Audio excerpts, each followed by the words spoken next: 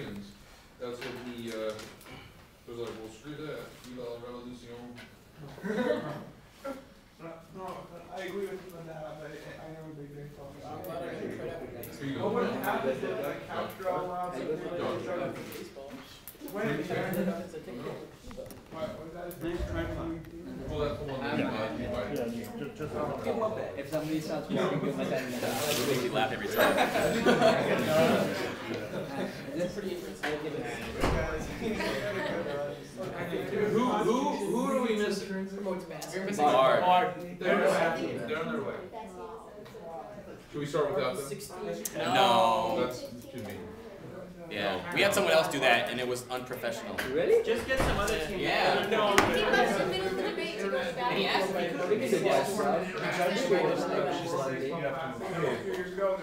Did she say she was saying Yeah. no, she said should I was like, should we wait? And she was like, no. Well, because I'm being edited. I know, but our judge told me, she was like, no. Hey, how are you guys doing? I'm good. Well, I mean, Are you debating? I wouldn't wait. You guys still go first, even though. No, I Well, if Bart doesn't show up, we'll put you in. Okay. Is there old enough? We were just thinking we were placing You guys can replace us as long as we can debate in the final. It's all good. Order! Order the house! Order. Alright, does anybody have a timer? I went on my phone. You do? You know it's like 7 minute speeches. So at the, you know the whole honking and all the whole thing? Yeah. Excellent. We are going to take 1 second.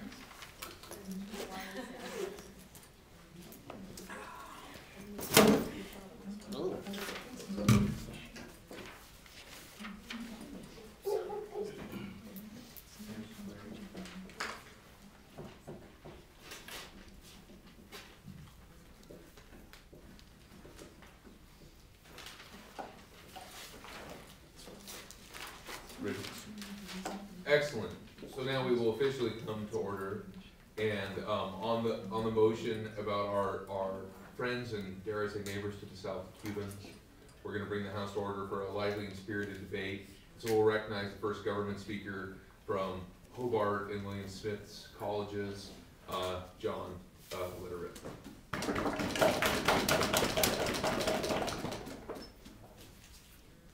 Alright, I'd like to thank everybody for what's been a great couple of days for debating. We'll get right into this. I would like to say that this House believes that the economic embargo should be lifted. The House is the United States, and the embargo is referring to the current trade restrictions with the Cuban government on the basis of Cuba's communist ideology. And we're going to make the argument that embargoes have a history of being ineffective, that for all practical purposes, Cuba is no longer a threat, that the United States should be fostering goodwill with the Cuban people, not punishing them for a dictatorship out of their control, and that overall it harms international relations, which my partner will expand upon. So let's begin with the embargoes have a history of being ineffective. This embargo was put into place because the Cubans being a communist government, it seemed like communism was a direct threat to our economic system of capitalism and our democracy in the United States. And it's meant to hurt the government of Cuba. But in actuality, it seems like embargoes don't really hurt the government. It hurts the people way, way more than it hurts the government. So even though it's meant to hurt the government, in dictatorial societies like in Cuba, the people are hurt because those in charge, like Castro was for a long period of time, they can reallocate resources to keep the elite in power, to make sure that they lead relatively comfortable lifestyles and make sure that they have the advantage over the general people to stay in power. And so when you set up the embargo system, you're weakening the people, you're weakening their means to try and challenge the government. And in essence, it's keeping this system going, and it's causing a bad cycle.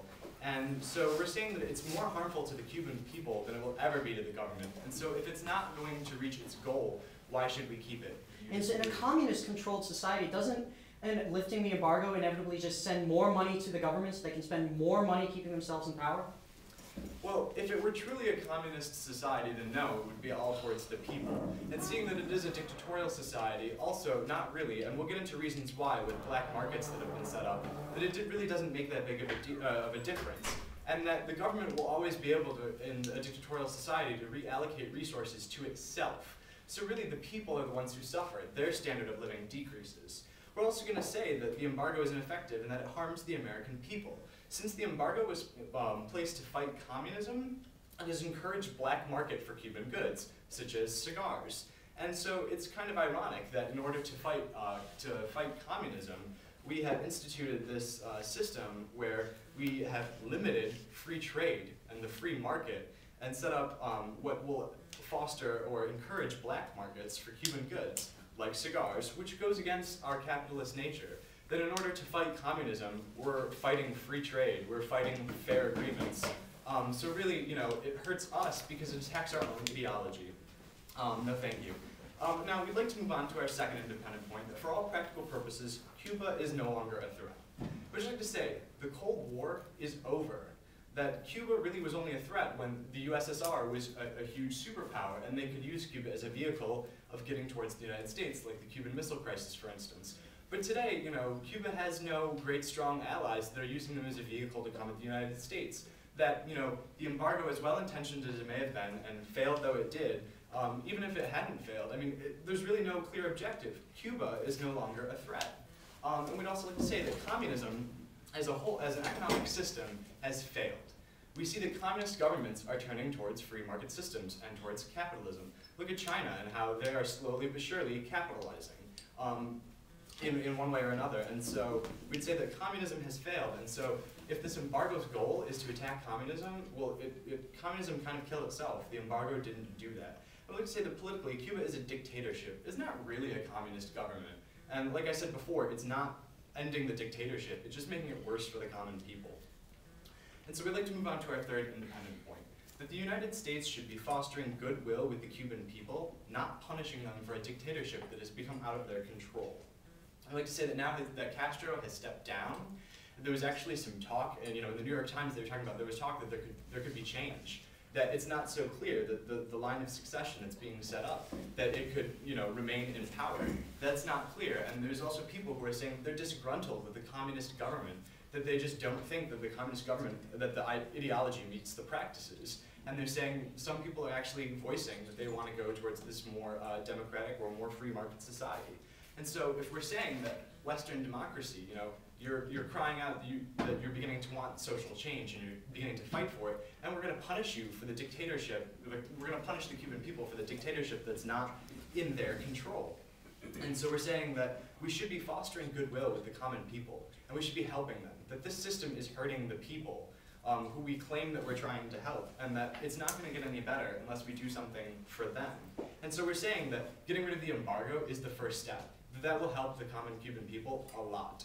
And if they can advance their socioeconomic standing, then there's a better chance that the government will improve. Because people can devote more time to, education, to being involved in politics, than just being oppressed by a government that, we are essentially helping keep the people weak and keeping the government in power. And then we'd like to move on to how this is harming international relations. We'd like to say that there are other states in this world that, now communism has failed, but socialism as a practice is rising. In Western Europe, you'll find welfare states, social countries. Latin America, you see socialist-like states. And while it's not communism, a lot of times states like these, such as like Venezuela or maybe other states like that, see that the way that we treat the communist government of Cuba is, going down the slippery slope of, they went after the communist people. How long is it going to be before they start going after socialist practices? Because this idea of a welfare state in Western Europe and in South America, that the welfare state is similar to the goals of the communist state in providing this, equality and whatnot, and it doesn't really foster true free market capitalism. And so they see our practices as somewhat anti-socialist. And so it harms our international relations with these people, and that if we're going to support capitalism, we should do it. We should have free trade. And while there should be, some restrictions, it shouldn't be an all-out embargo. And for all of these reasons, we are proud to propose.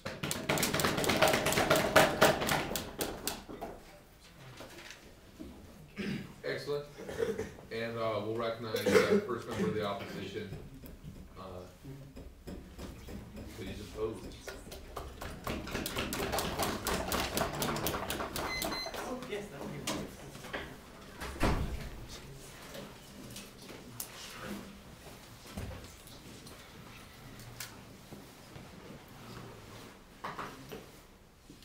For every problem, there's a solution that's simple, elegant, and completely wrong. My friends from Bard gave me the perfect example. When he tried to close this drape, he decided to pull directly on it, which is the simplest answer, instead of turning the chain. And for all of their good intentions, we're going to demonstrate the unintended consequence of what the government's proposing that is the reason that you should oppose. We don't disagree that their intentions are good, but it's the law of unintended consequences upon which the international sphere works. And if my friend here goes for the simplest answer for pulling on a window, how likely is it that the simple answer will solve something as complicated as international relations? So I'd like to introduce these 3 points. First, that this would embolden the current regime. Second, that this would weaken the power of embargoes overall. And third, which my partner will address, this would actually hurt the Cuban economy. And so I'd like to go through my 2 points before going on to some direct refutation. First of all, we have to consider the Castro response, and I mean both Castros. First of all, this would amount to a declaration of victory for America. They would say, oh, Castro stepped down, we've won. And even if this isn't the government's intent, this is how it will be read by the Cuban people, and this is also how the Cuban government will spin it. No, ma'am. The Cuban people, who, despite what the U.S. says, aren't really all against Castro just yet, especially in this time of mourning where there's so much propaganda saying how great he was, where there's so much, this would be the wrong time to attack him. Yes, sir. How can you say this when it is the exact opposition of foreign influence and imperialism and opposition to American embargoes, which is giving them this base of support? All right, so that's the thing, is that if we were to now stop it and declare victory, we would be saying, we've won over you, and how do you think that that would hurt the Cuban crowd? This would do exactly the opposite of what they say. And as he said, there's a movement currently building in Cuba for democracy. And if we go ahead and insult the Cuban people, this would in fact lead to a recession of this and a strengthening of the Castro regime, who would see the need to assert themselves in the face of this American, of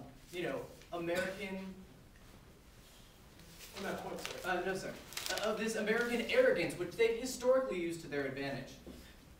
Now to my second point. This would weaken the utility of embargoes. An embargo is an important diplomatic tool. It is, in fact, after diplomacy, the first place we go to when we need to exert soft power. It worked in North Korea, it's working in Sudan, and in one is it's working in Sudan slowly, in that it started the government down a path where the elites in the society are beginning to change their mind, whether or not the government as a whole is.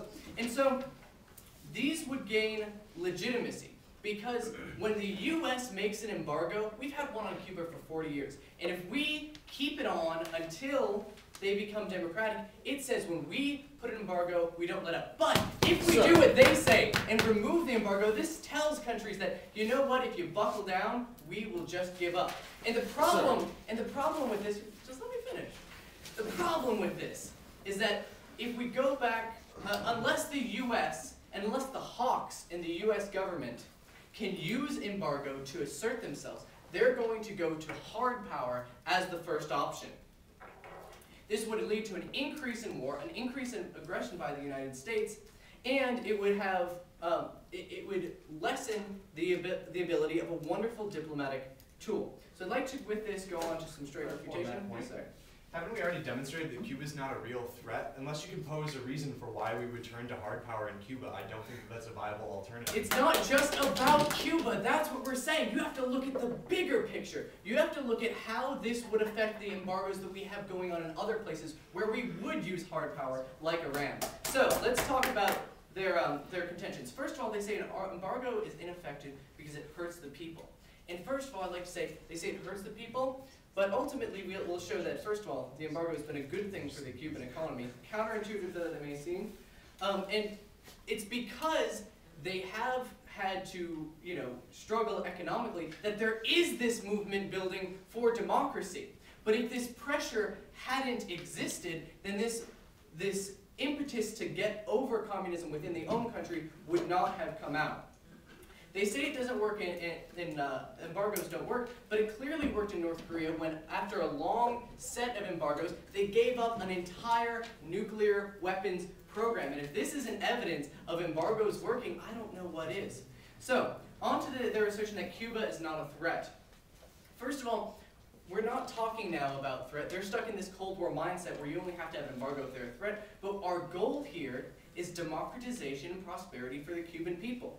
And until they democratize, they're not a threat, but it is something that we would like to see happen on the opposition side. Then they say that communism has failed, and I say good. And it's partially because we've exerted this force and helped isolate them. And so, for their international relations argument, they put on this slippery slope argument. And the problem with slippery slope arguments is that they're completely non-direct. It's completely conjecture. And in fact, if you look at the way that socialist countries are currently operating, it makes no sense to assume that the reason that they fear and dislike the US is because of what we're doing with Cuba. Venezuela has a lot more hate for America than just what we're doing with Cuba. And so we see all of these arguments that they've made are conjecture, are these slippery slopes, and ultimately their idea is too direct. They're looking at the short term. But in the long term, if you go through the process of international relations, if you look through the actual economic effect, as my partner will address, you'll see a much clearer picture. That the embargo, just as it wasn't the most direct way, actually helps the Cuban people, helps the United States, and helps protect the world at large. I beg you to oppose. Thank you. Thank you. And will the Deputy Prime Minister please rise and propose?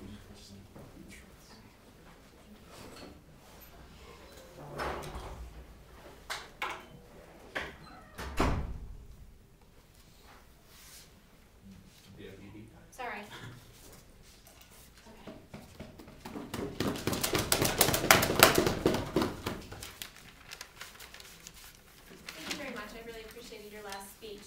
But I'm going to tell you today why that's not entirely accurate.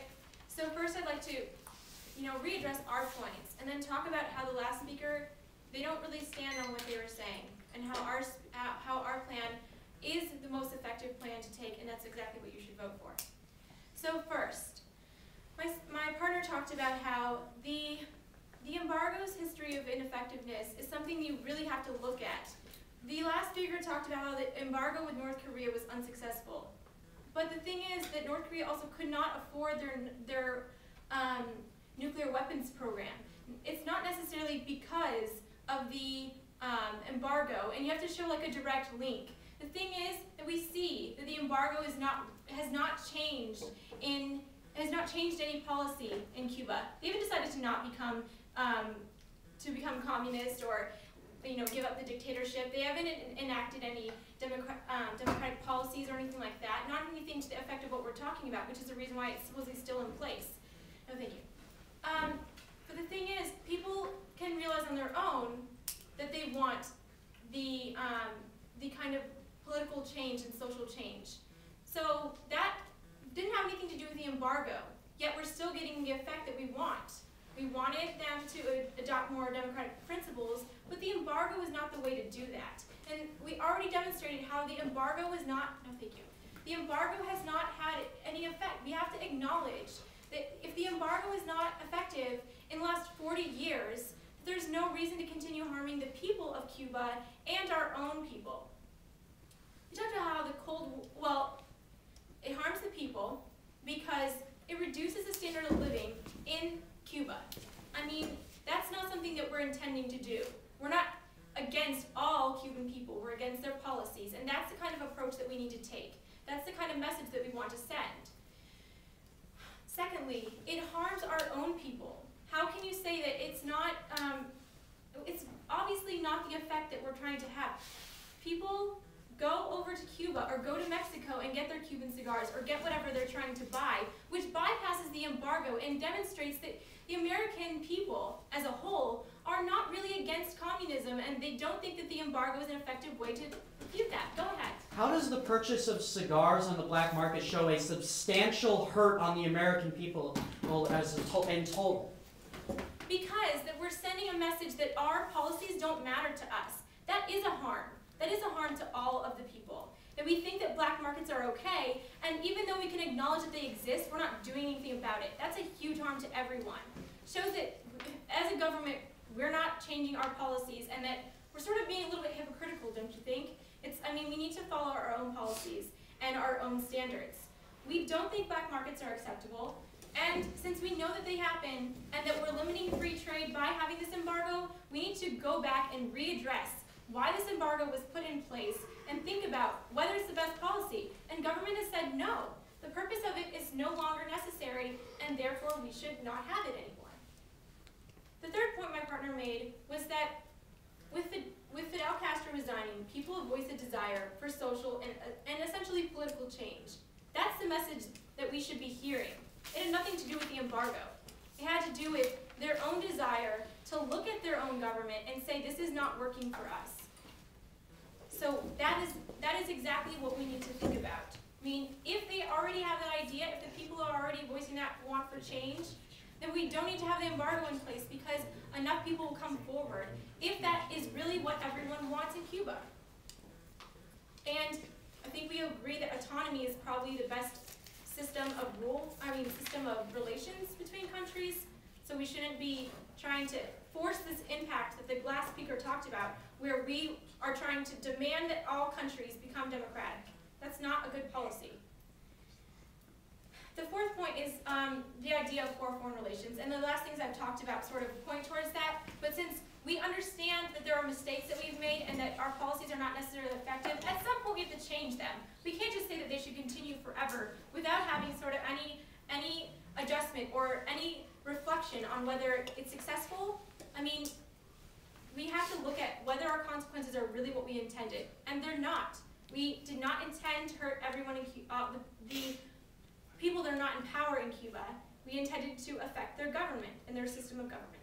We did not intend to reflect a poor system of economy in the United States that involves a black market. So reevaluating that is exactly what we need to do.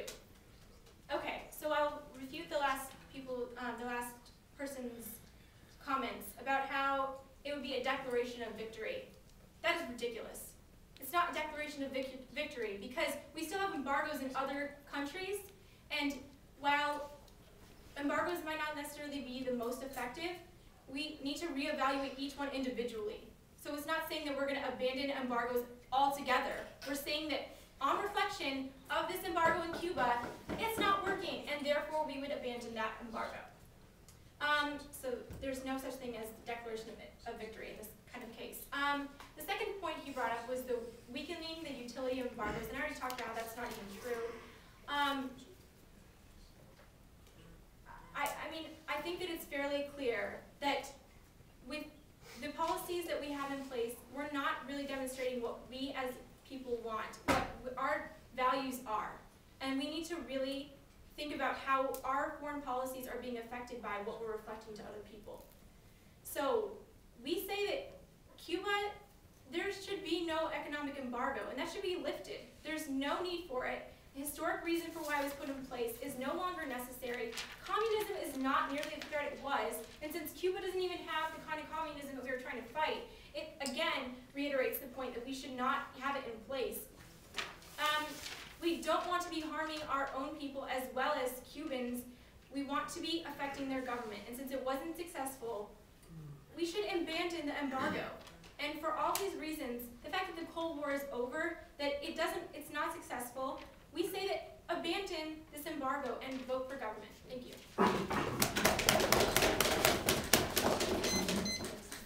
All right, the next opposition speaker.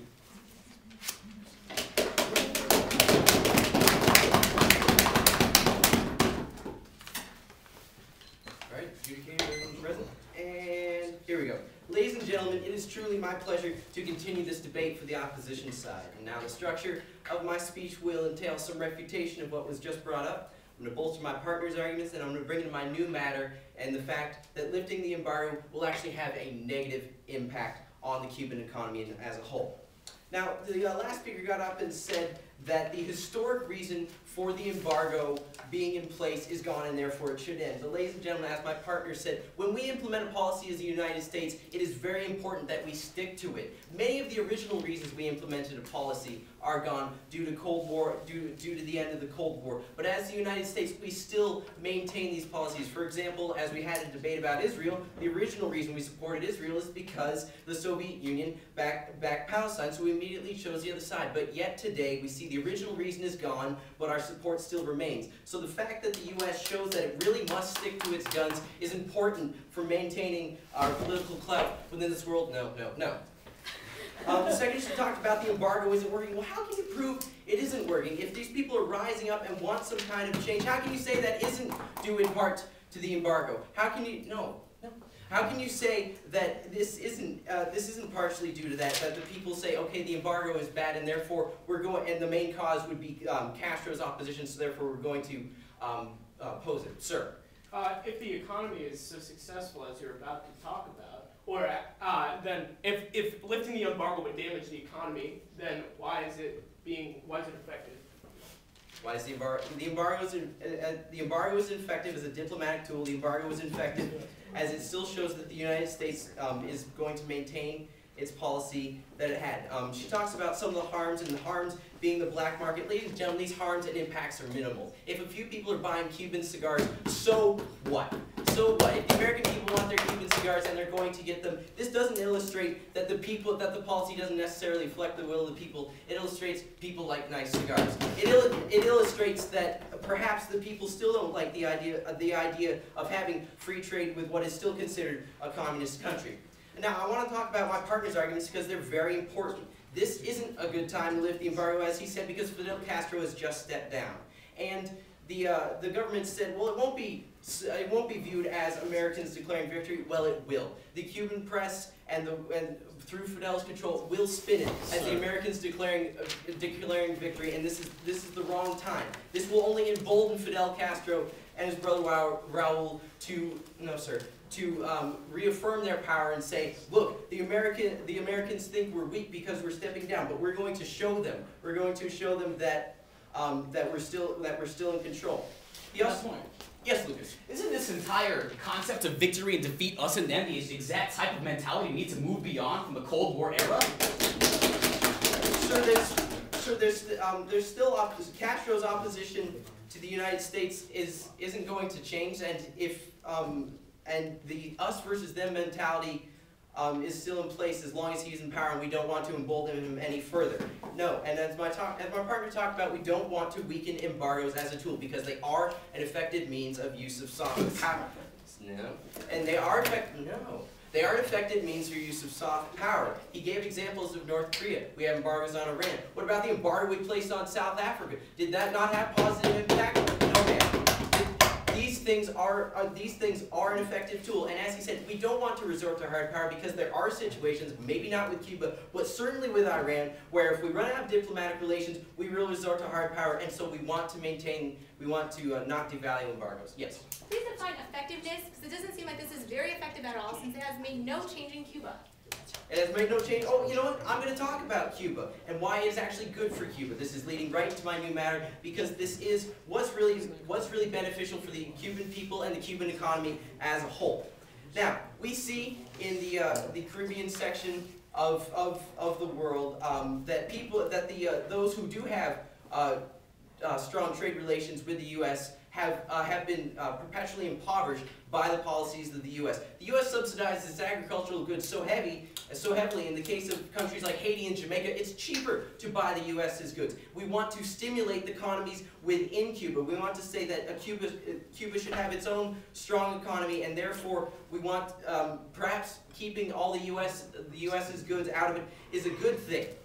because countries not trading with the U.S. have to jumpstart their own economy and have to rely on their own resources. And might I point out, the U.S. is not the only country in the world to trade in. There are other ways that Cuba can get the things that it needs, particularly with countries that have other fairer trading practices. They can trade. They have a better option of trading with Canada, trading with the UK or the EU, countries that will have better trading policies. No, ma'am.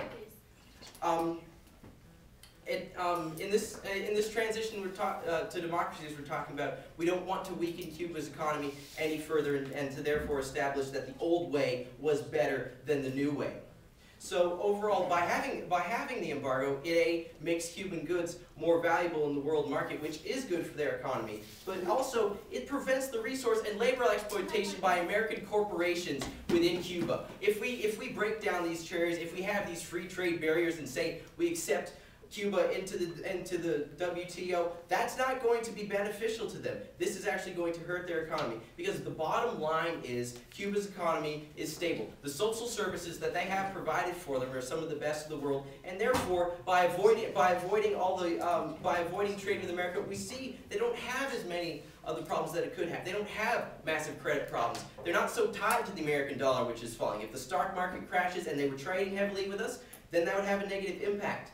So overall, lifting the embargo is bad for the Cuban economy. It emboldens the current regime and it weakens embargoes as a whole. And insofar, we have shown that the opposition side has a better solution to this, and I beg you to oppose.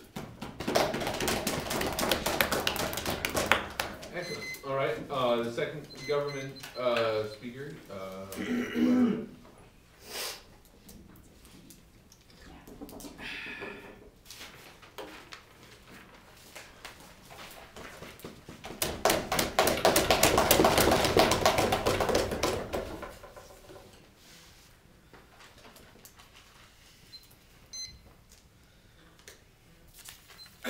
Refusing to lift the economic embargo on Cuba, it stops the Cuban people and the Cuban government from moving forward.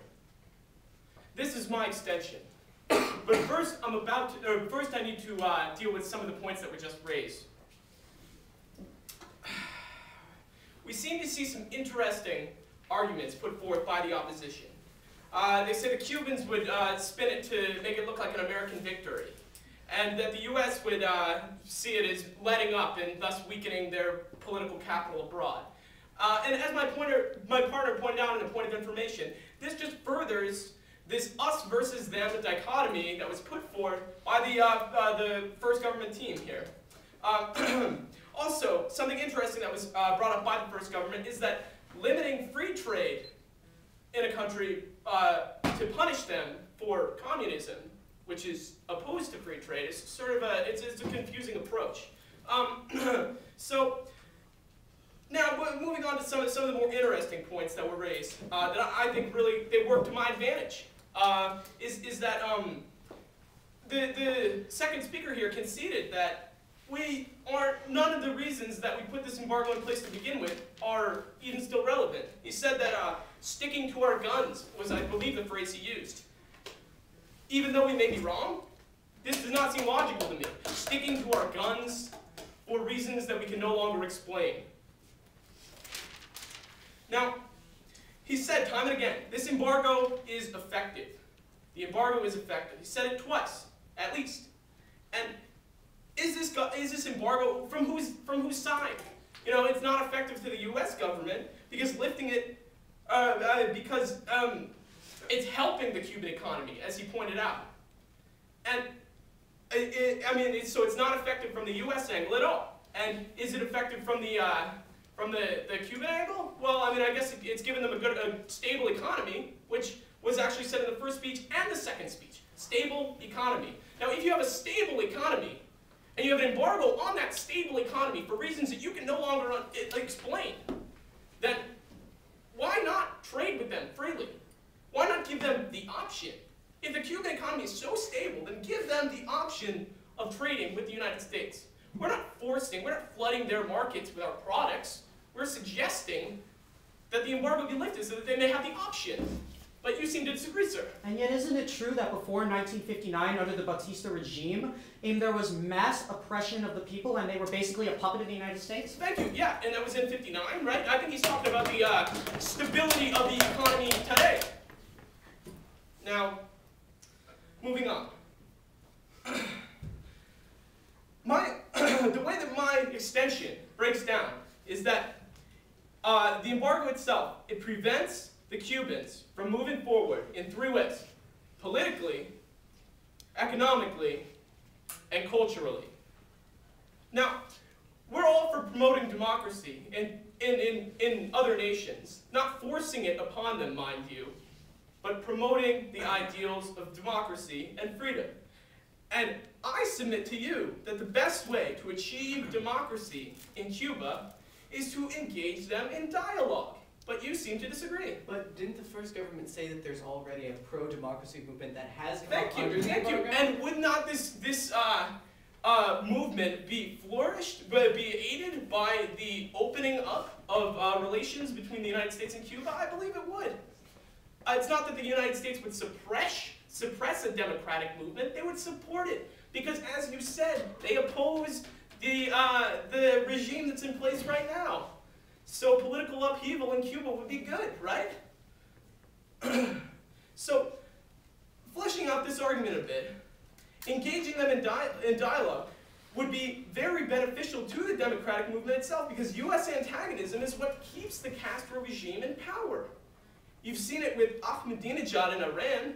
That's like his cornerstone, right? The guy hates America, and that's why people like him. You see it in Venezuela as well. Hugo Chavez openly opposes the United States, and that is it's a big part of his policy.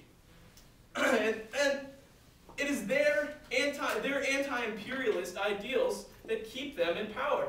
And this government freedom, this openness to trade with Cuba would help the democratic movement in Cuba. Now, on to the economy.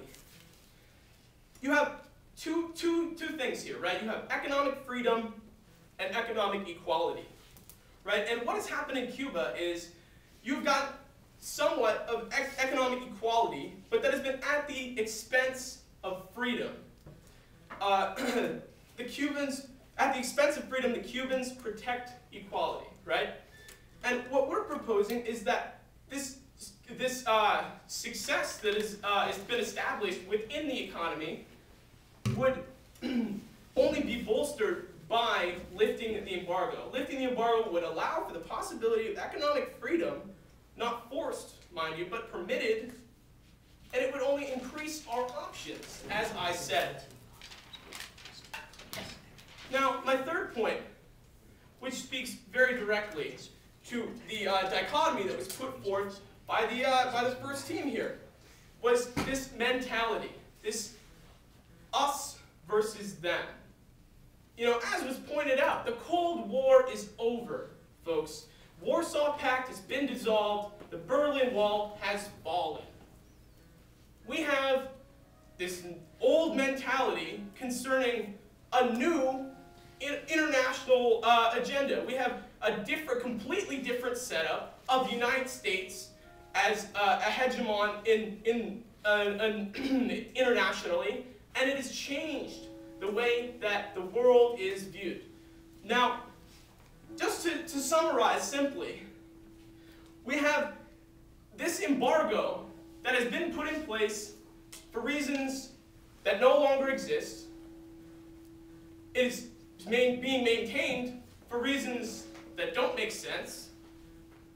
And it is preventing the very democracy that we wish to see developing in Cuba itself. And it is for these reasons that I beg you to affirm the resolution.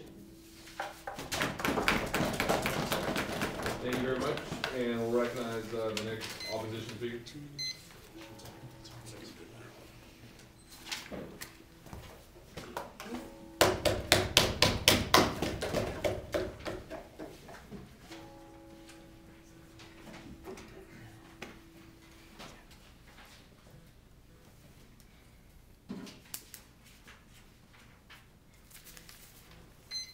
Thank you all for being here today. I'm going to give you a brief roadmap.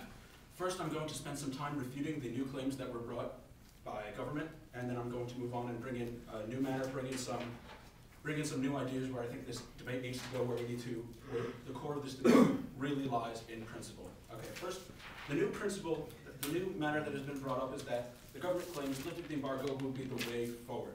Well, this whole idea rests on the fact that lifting the embargo will somehow get rid of the current government, the current dictatorship government, because people cannot move forward until that is in fact lifted. You can't have economic, cultural, or political moving forward until the government itself moves forward. And the government moving forward is to democracy. Now, they have not really outlined why lifting the embargo will bring about democracy. Now, the opposition has shown that there is a democratic movement among the people right now. Now, we have to side with the people in this. We have to think, how will the people of Cuba view us lifting the embargo, and how will the government of Cuba view us lifting the embargo?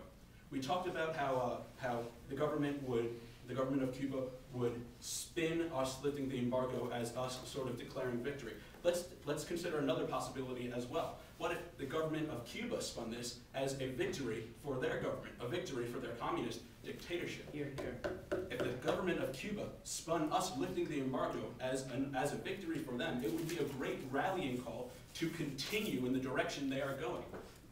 Maybe you disagree. But you say that we say that lifting the embargo will lead to changing the government, which we haven't really said that. We're demonstrating that it doesn't work, so we should abandon it. Okay. And how does the status quo change the government? Thank you. As you just said, as we said, in the status quo, there is a change building in the government because there is a democratic movement, and if Cuba has shown anything, no, thank you. And if Cuba has shown anything, is that it is capable of revolution. So, because there is a democratic change building in the government, we shouldn't empower the government by giving them a rallying call to go around so that they continue on and so that they can claim victory. So the government can't claim any of these solvencies that it gets moving forward, can't claim any of those positive changes because it has not shown that it will be able to get rid of the government. We have shown that in the status quo, the government is beginning to change. There is a movement afoot. The government's plan would embolden the current power. Even by lifting the status quo that is the embargo, we would ensure that the status quo that is the dictatorship of Cuba remains. Okay. Now I'll move. No, thank you. Now I'll move on to our new matter, and that's we believe that the embargo on Cuba has sort of been cast in an odd light throughout the debate. We want to show that perhaps more than anything else, the embargo on Cuba is a policy of non-support.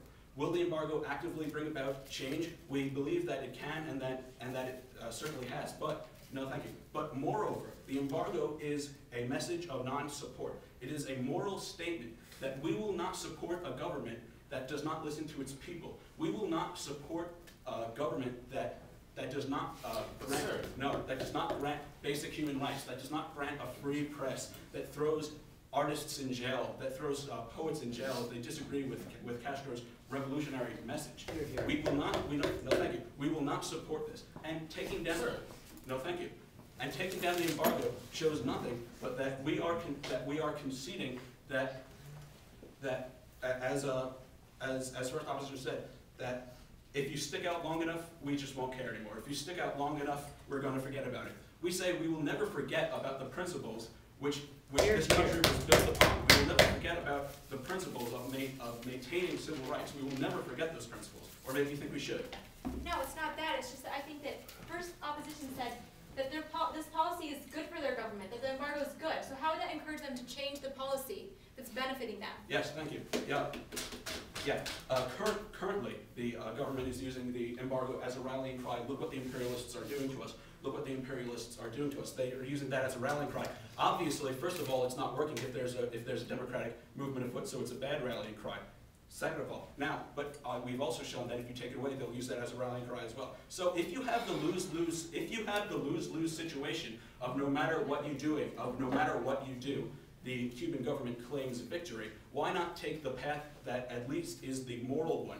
Why not take the path that at least lets us stand up for the virtues we believe in, the virtues that this country was founded upon? No, thank you. We believe that the rallying cry created by taking down the embargo would be infinitely larger and would be detrimental to the Cubans themselves. Okay, no, thank you. There's been a general agreement on the government side that somehow this embargo is hurting the Cuban people and not the Cuban government. But they haven't really shown how exactly the Cuban people are being hurt. For instance, did you know that in Cuba there is more arable land per person than in the United States of America?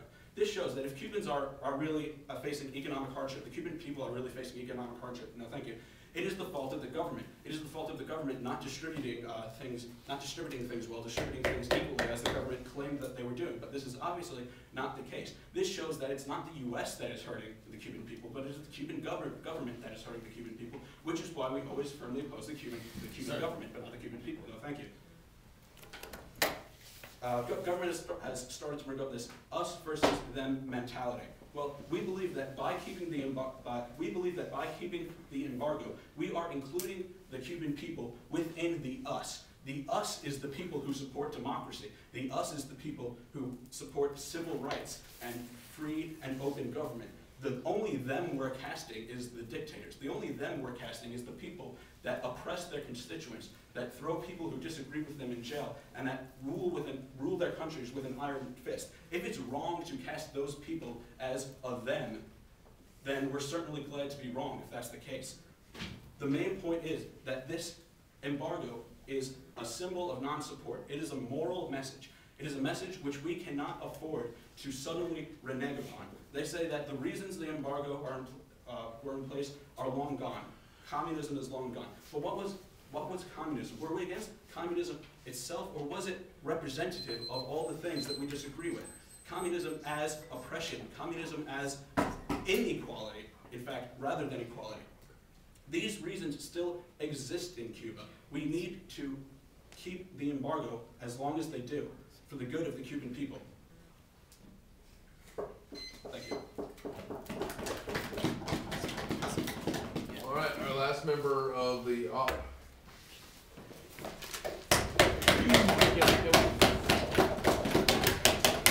for government, I'm sorry.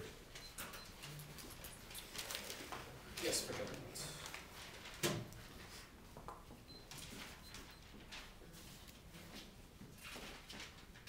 Okay. Everyone ready? Let's go.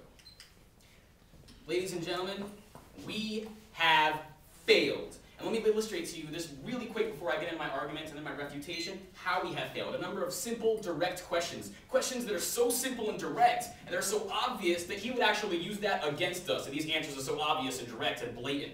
Ladies and gentlemen, if we impose this embargo to weaken the Cuban economy, and we have only strengthened it, have we not failed? If we have imposed this embargo to weaken the leadership, and we have only strengthened it, have we not failed? And if we impose this embargo to fight and win a Cold War, which no longer exists, then have we not further harmed the Cuban people for no good reason? Think about this, ponder this, ladies and gentlemen, because this is very serious, and it is so obvious and blatant. These are very direct questions. And as a matter of fact, they are so blatant, they are so obvious, they are so straightforward, that the only way that they have to refute these straightforward arguments is to say, no, you have to think about it more, and then you'll realize we're right once we distract you. Let me go on to a quick overview of the, Sure, go ahead, defend yourself. So you say that it's not working, but didn't the first government say that under this embargo they have had a pro-democracy movement? Well, my definition of working would be that there is a democracy in Cuba, and since there isn't, it has not worked. Thank you. Okay, so a quick overview of some of the points, straightforward, basic, and correct points made by the government team. Okay, first of all, embargoes have a history of being ineffective. Now, you brought up North Korea as an example, but my question is, how do you define effective? What defines an effective embargo? An effective embargo is one that sufficiently weakens the economy and the trade relations of a victimized country to a point where they have to acquiesce to our demands. By definition, this is yet another case of an ineffective embargo. Cuba is no longer a threat. The Cold War is over, folks. Cuba is not a threat. 90 miles off our coast, one of the smallest countries in the world, one of the most isolated countries in the world, no longer a threat. There's no more USSR, okay? There's no missiles being shipped to Cuba anymore. Let's get out of this Cold War mentality. This is one of the major things holding both us back and the Cuban people back, as was mentioned in the extension. We need to move forward, okay? They would like you to exist in a reality that is archaic and obsolete. They would like you to exist in a reality where it's us versus them, where it's victory and defeat. Ladies and gentlemen, the world does not exist in such black and white terms. I think we need to move beyond this little false dichotomy that's been created by the opposition case here and say, look, there's grays, okay? There's in-betweens. There's more to it than just this. There's more that needs to be discussed. And in order to explore these grays, we need dialogue. That's the only way to further explore our options. As also mentioned by the first team, we should foster relations with people and not punish them. The Cuban people right now are being victimized by a dictatorship regime, as has been conceded throughout this debate, right? So, we want to further victimize them by reducing their standard of living, reducing their access to goods, and reducing their international relations in a global community. These are bad things that reverberate throughout the lower classes of Cuba. Meanwhile, as my partner brought up, we have only strengthened the leadership which we hope so badly to depose. Why? What was the reason that Castro came to power in the first place? It was to overthrow foreign domination. It was to get rid of the American influence, to get rid of the imperialists, to get rid of the Batista government, which we supported. And how did we respond to their opposition to our imperialism? More embargoes. We're right, you're wrong, we're right, you're wrong. We're going to prove it. We're going to strangle you until you can't economically breathe anymore, and then maybe you'll see the light. Did it happen? No. It didn't happen. I think we need to move on beyond this old concept of what the world looks like and our place in the world. We need to move beyond and say, folks, let's just start talking. What harm is there in dialogue, folks? What harm is there in exploring options? Do you really just want to stand there and just cross your arms and say, we're sticking to our guns, even when it's wrong? No, this is not right. I think it is the best policy of honesty and self-reflection to say that, you know what, we've been wrong, and you know, maybe we concede that, and now we're ready to move forward. And it is only if in that assertion, in that admission of our own guilt and our own failed policies, that we can really begin to overthrow the concept of arrogance and the concept of never admitting our own faults that has directly contributed to the base of support for the Castro regime, both Raul and Fidel. So, moving on really quickly to refute some of their points, because it's really easy. So, oh, watch me go. Okay, so this strengthens the Cuban leadership if we lift the embargo. I just directly refuted that. It's not true. The #1 base of support for the Cuban leadership is their opposition to America. It's the reason they came to power, and it's the reason the Castro regime was one of the longest-lasting regimes in the world. Every single 6-hour speech he gave, he railed against the American imperialism. He railed against what's going to happen if we all of a sudden give up. What else is he going to fill those speeches with if he doesn't have that material? You know what, maybe he'll start talking about increasing the conditions of his people. Maybe he'll start talking about increasing the representation of the people he oppresses. Let's remove that weight. Let's remove that leverage he has against us and start opening up dialogue. Let's be more tolerant. Let's be more open, folks. And he also speaks that it weakens the utility of embargo. And he used Sudan as an example.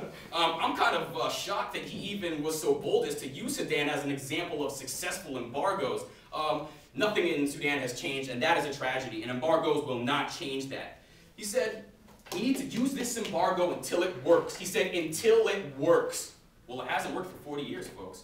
You think it's going to work in the next 40 years? How long? How long are we willing to wait? 50 years, 100 years, 150 years? How long would you like to wait? It works as a policy of non-support, as a moral statement. It is not only a policy of non-support, sir. It is a policy of opposition to the people of the Cuban government and the Cuban people themselves. They just want to continue a policy of status quo, which has failed for 40 years. What has changed since we imposed this embargo? Well, the reason for the embargo, the Cold War, is gone. And that's pretty much one of the only things that has changed since this embargo. A change, by the way, which is of zero correlation to the embargo in the first place. So the goals for imposing the embargo are gone. The context for imposing the embargo are gone. We have failed. And you know what? Maybe they're right in a way. Maybe we are the imperialist nation. Maybe we are imposing our values on them.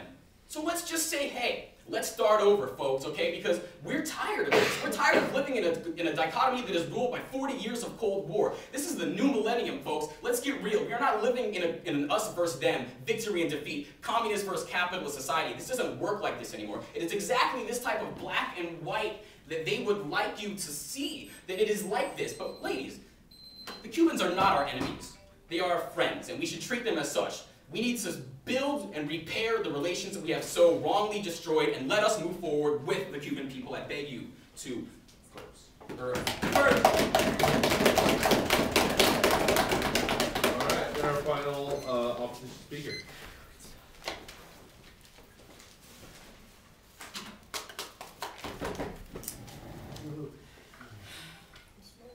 Senator Barack Obama here wants to talk about change, wants to talk about the way forward. I'm a huge Barack Obama fan, and I too believe in change. That's one of the good things about this debate that I like, is that we all seem to agree on one thing, which is that we want what's best for the Cuban people, we want what's best for the spread of democracy and the spread of human rights. I'm going to talk about on this side why we're on the side of change and why we're on the side of human rights and why government is bringing you false hope here. The first crystallization question I'd like to pose here is this good for the Cuban people? It is most certainly not. When we when we change from a policy of non-support to a policy of support for the Cuban government, for the oppressive, dictatorial Cuban government, and say that we will trade with you, that undercuts the democratic movement. It undercuts by closing our opposition to dictatorship. It means that democracy suddenly becomes suddenly becomes far less appealing. And then it does not promote change in that respect. Now the government wants to come up here and talk about how, well, nothing's changed in 40 years. Now, I have 2 points here. Firstly, as we pointed out, the democratic movement works towards our side. It shows that there's change. It shows that there's motivation for democracy. It shows that people, no thank you. It shows that they're working, no thank you. It shows that the Cuban people want the sort of democracy that is active in the United States. Do not want their poets and philosophers, no thank you, do not want their poets and philosophers imprisoned because of violations of their human rights. All of that, no thank you.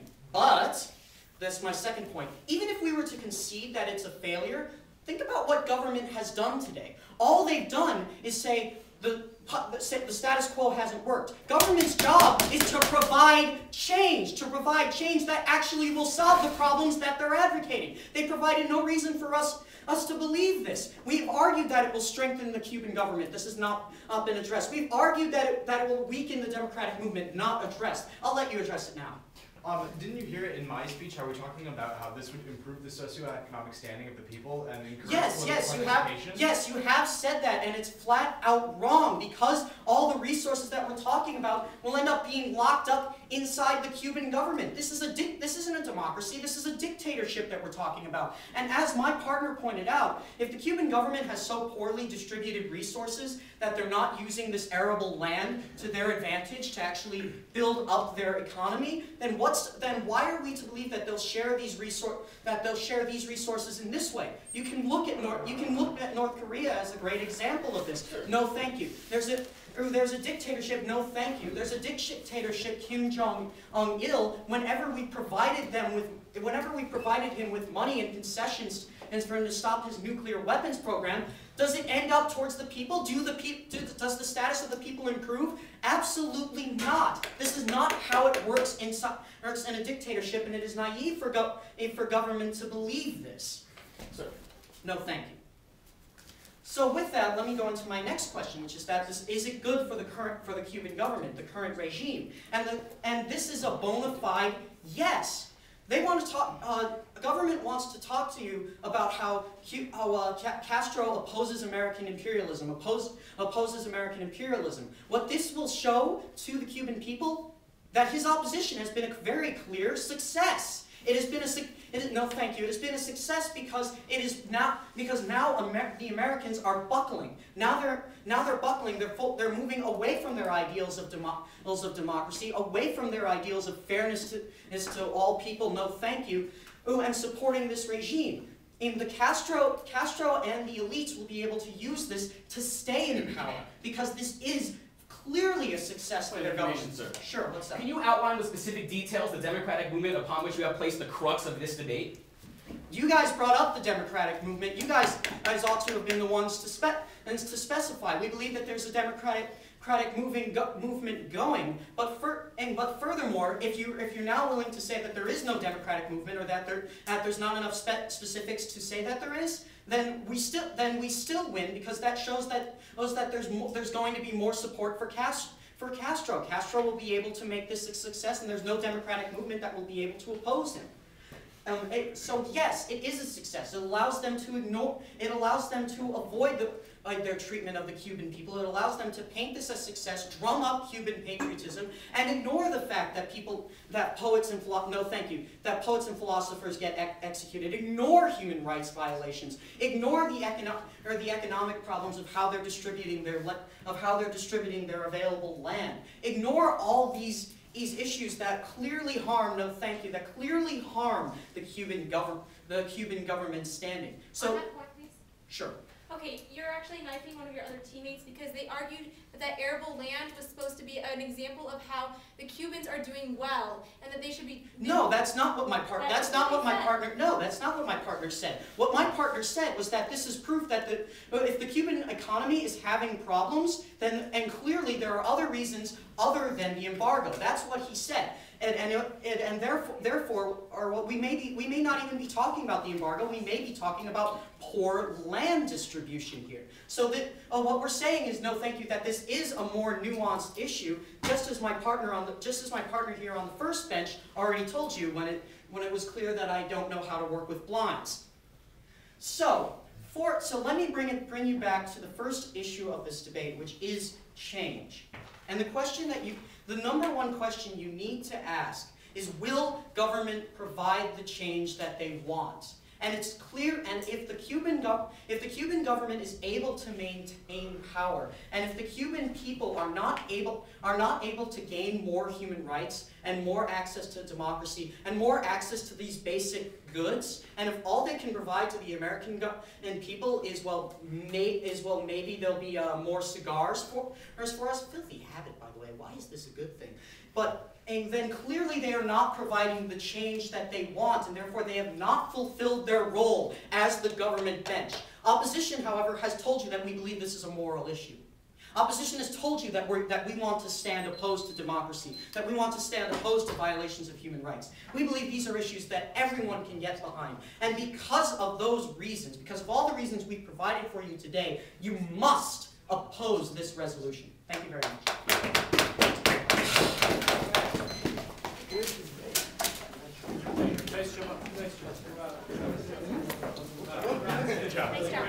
All right, thank you all very much. If you all would clear out at your convenience, and we're going to deliberate and make a decision, but we'll call everybody back in. Thank you. Damn nice speaking. I mean, it's really great to be opposing. How do you stop this? In such great circumstances, right? Hey, Joe. Stop it with the play button. What's it? Stop is red, right? Yeah.